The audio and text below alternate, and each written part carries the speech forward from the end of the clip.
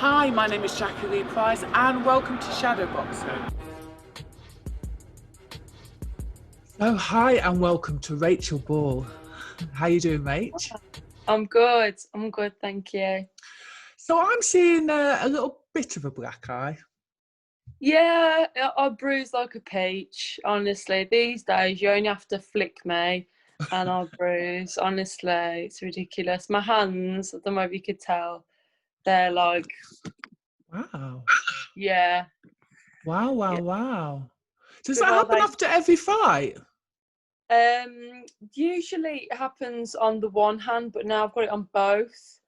So I'm trying to ice it and put a lot of hot compress on it as much as possible just to get it down so I can get back training. Yeah.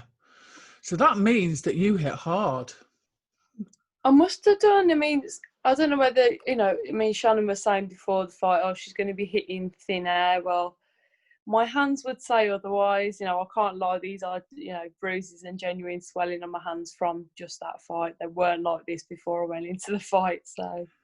So firstly, I should say congratulations. Thank you. You're very welcome. So talk me through sort of the whole fight, how you saw it. I mean, it's difficult for me because it's that intense when I'm in there. I struggle to remember any of my fights as soon as I come out. I remember little bits and bobs. So, I can't be like, oh, yeah, I think I won this round, because I can't remember them off by heart, to be honest. And I'm going to have a good sit down and watch it today. But yesterday, I just wanted to just have a nap on my sofa and just switch off from it for a bit. But yeah, I think round one gave me a lot of confidence, obviously with the knockdown. And I didn't know what I'd hit her with. And so when I went back to the corner, I was like, what did I hit her with? Because I couldn't, I was like, oh, okay. So that gave me a lot of confidence. I was like, oh, this fight isn't going to last. But it did. So there we go. In terms of my performance, I don't think it was my best performance. I think I won the fight, but I don't think it was me on a good day, to be honest. And I can't quite pinpoint why yet. Obviously, I was very emotional afterwards. So obviously, quite a lot of things must have been going through my head, even though I felt really calm. So I was just feeling quite overwhelmed, obviously, by a lot of support that I was having. So that must have been playing on my mind at some point, and that's probably why the reaction was afterwards. So I think I was a little bit stiff in there. But there's a lot of factors to play into the fight. There was no crowd. I hadn't boxed since November. So it was, there's a lot of factors to consider. But I got the job done, and to get it away from home as well. That's massive, and that's part of the reason I was also overwhelmed afterwards, because I'd done it. I got the win away from home. Well, firstly, Rachel, that whole fight camp atmosphere, you are the first people that are coming out of lockdown and boxing. So just that in itself, I think there's a massive expectation. And then on top of that, it was a massive stage. So although I'm guessing, well, I don't know whether your world title fights as kickboxer in the kickboxing game have been televised or had that much pressure put upon you. But yeah, there you go. Let's talk about that knockdown. Left hook, beautiful in the first round. Yeah, I was well happy with that.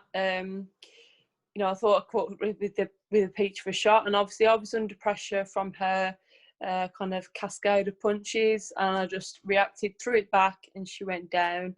So I knew I had the power to put her down, and I think obviously, inevitably there's going to be a rematch at some point, and I know going into that fight, even now, I've got the power to put her down because I already have. So that already fills me with confidence, and I'm glad that I made that bit of a statement as well, that I can put people down, and I think I shocked a lot of people at that moment as well. Yeah, I mean, it was a beautiful shot, perfectly timed, and the thing is, I think you were just in the right spot at the right time, and everything all just fell into place, didn't it? Yeah. You can't always look out. It's like they say, you can't look for those shots. they just happen, and that's simply what happened on the night. So there has been a little bit of controversy over the decision. There are a lot of people that feel that Shannon Courtney won the fight. What are your thoughts on that? When you've come away, have you thought that maybe the decision was wrong, or are you sticking by your guns and say, I won that fight? No, I'm sticking by my guns, and what I'd say is turn the commentary off. Watch the fight and turn the commentary off. As soon as the fight finished, everyone was messaging my team saying the commentary was absolutely horrendous from my point of view. And even when she was down in the first round, they were still talking about her. I'm like, hello, I'm here as well, I think there was a lot of scrutiny over the commentary afterwards. So my advice to people who think that is turn the commentary off and then watch the fight and see the shots that were landed. To be honest, yeah, I read that about the commentary. I personally turn it down so that I can score stuff myself. So yeah. I think in his defence, he works for. Absolutely. It's a difficult one. That's all. Yeah. I think it's a difficult one.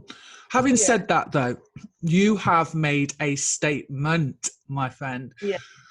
What happens from now? You've just said that there might be a rematch. Was that in a clause, or is that just something that's been floating around and talked about? There was no clause for it. Eddie has said that he wants to work with me again, which is fantastic, and we'll be in talks with my manager and him this week, I presume.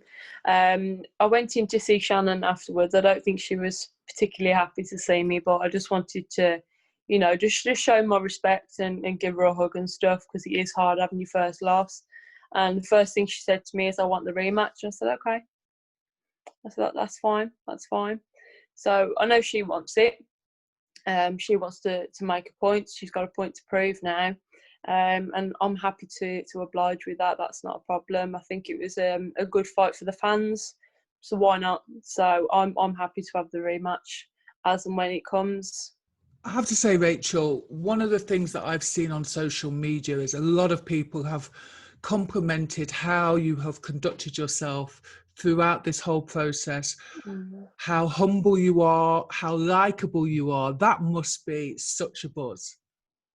You know what? That's part of the reason why I think I was so overwhelmed afterwards. And like, for me, when I was growing up, I was the ginger kid. I had people shouting abuse at me in the street. I've had people throw things at me in the street, things like that. And obviously, that doesn't happen now because I'm a grown up. But in my mind, like, I'm still that ginger kid, and like, I'm walking around fight camp going, "Oh my god, I'm here! Oh my god!" And like, nearly having a heart attack when I'm on the video call with Tony Bellew and Eddie Hearn.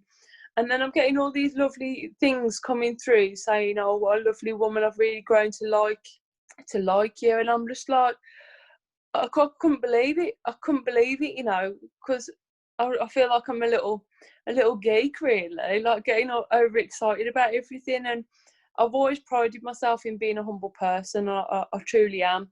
And that's probably why I didn't tell my work colleagues initially. It was because I just wanted to keep my head down. And when people have asked me, oh, you do boxing or kickboxing, whatever, and they're like, "Oh, you any good?" I'm like, "Oh, I'm all right." That's me. So I don't give it the big one. And for me, during interviews, I don't give it the big one. I tell facts because that's all I know.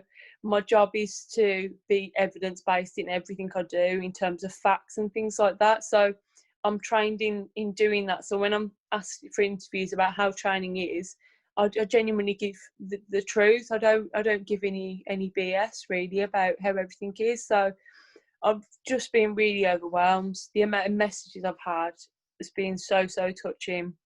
I genuinely thought with this fight being televised, I was just going to have a load of abuse online, and I really have doubted humankind, to be honest, and just really touched and really overwhelmed by the response. Really, it's been lovely. Rachel, why did you think you were going to get a lot of abuse? I mean, from the get-go, people really liked you. I think it's because just, growing up being the ginger kid, you know, I've always had a lot of friends and stuff, but I've had strangers like shout abuse at me. So for me, I just thought, being on the internet and on social media, I thought people would be horrible to me. It sounds daft looking back at it now, but you know, I just thought people wouldn't take to me so kindly. So I just thought people would take the mick out of me, to be honest. So that's why, really. And I suppose I should have known better and not dated people, and that's something that I've learned. Well, I'm really sorry that that happened to you, but I am so glad that what's come out of that and your fear that that was going to happen is a massive amount of love towards you. So that's just, Yeah. it's lovely, actually. It's really lovely. You totally, totally deserve it. A lot of amateurs talk about, you know, being in that bubble. They're kind of used to boxing away, you know, in small countries and not having a crowd and kind of being used to that. Have you experienced that in your kickboxing life? Not really. I don't think I've ever experienced anything like the bubble in my life, to be honest. It was quite a strange place. But you know, I have fought away from home before, so but we've always been able to go out and have a walk and have an explore and stuff like that. So it was very different. So what happens next? Do you think you're going to get a warm-up fight, or are you going to go straight into Shannon Courtney and Rachelball too? I mean, I don't know. I don't know, but I feel that there'll be another fight for both of us, with different opponents, so that Shannon can, you know, build her experience and things like that. And for me to also build up my experience, and my skills, just carry on, and then I think it'll be the rematch. But you know, things change all the time, don't they? And I'm happy to just wait and see, and I'll take whatever comes my way, and I'll train my butt off. It's no problem.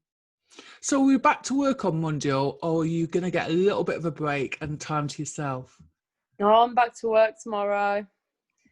Yeah, but I mean, I work from home. I can't complain. It's not like I've got to go very far. So I've just got to log onto my computer and take lots of phone calls and do lots of paperwork. So I can't complain. It's not like I'm grafting outside or whatever. But yeah, it's back to it tomorrow. Rachel, thank you very much for giving us your time, especially on this early Sunday morning. That's okay. It's no problem. No problem. Thanks very much. No worries. Thank you. If you like this video, please go ahead and give it a thumbs up. If you're not a subscriber of Shadowboxruk UK, we'd love to see you, so please go ahead and subscribe now.